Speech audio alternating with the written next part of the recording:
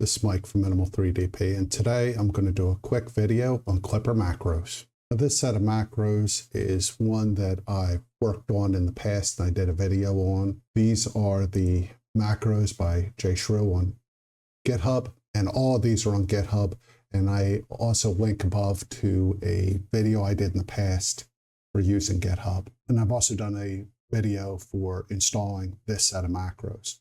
So these macros are actually pretty awesome. You scroll down through, there are a ton of functionality. One of the most interesting things is that one, he has instructions for using different slicers, and using Klipper and Cura in particular, and the Klipper macros with Cura is a little bit difficult. And again, I walk you through those steps in another video. But if we go down through here, you'll see that there's actually a ton of different macros, bed mesh improvements, bed surface, so if you use different surfaces, offsets, all sorts of different functionality. And if you're using Klipper, in my mind, it's well worth giving these set of macros a review and see what you think. I mean, I have started installing pretty much on all of my printers, and they're really awesome. Now, this next set of scripts isn't technically a Klipper macros, but this is for Pedro Lamas. It's the Klipper Preprocessor, and what it does is it adds functionality if you're using Cura. And again, I've done a video on these.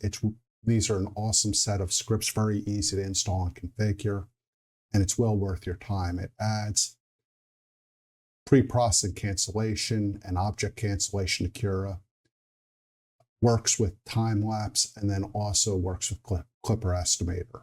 So again, these are really worth installing, and I'll link to a video above where I've configured and used these in the past. The next set of macros I'd recommend you take a look at are from CoreXY on their clip pane. And pane, according to the README, is the French word for bread, although I'm mispronouncing it horribly. And what this is a generic set of scripts for CoreXY printers. I'm looking at this for my Mercury 1.1, a bunch of built-in workflows for different calibration, including pressure, advance and flow, automated input shaping, and vibration measurements. So again, these are a set of scripts. If you have a CoreXY machine, it's very worth looking at and seeing how they could help you. Something I should note is I haven't installed these yet, but I'll also point out you probably don't want to be mixing and matching these macros till you've tested them individually by themselves, because I think they'll start to step on each other. But just, again, something to think about. Now, the next set of scripts I'm looking at is called CAMP, which is Klipper Adaptive Mesh Purging. And it looks like a pretty awesome script. Again, I haven't had a chance to test it yet. That simplifies the use of adaptive meshing. Basically, it's the idea, and you've seen it in some of my other videos, where it just probes the bed where the model is being printed. So instead of taking the time to probe the whole bed, it's just probing the area of the print. And so this is some simplification stuff that it's worth taking a look at to make it work on your printer.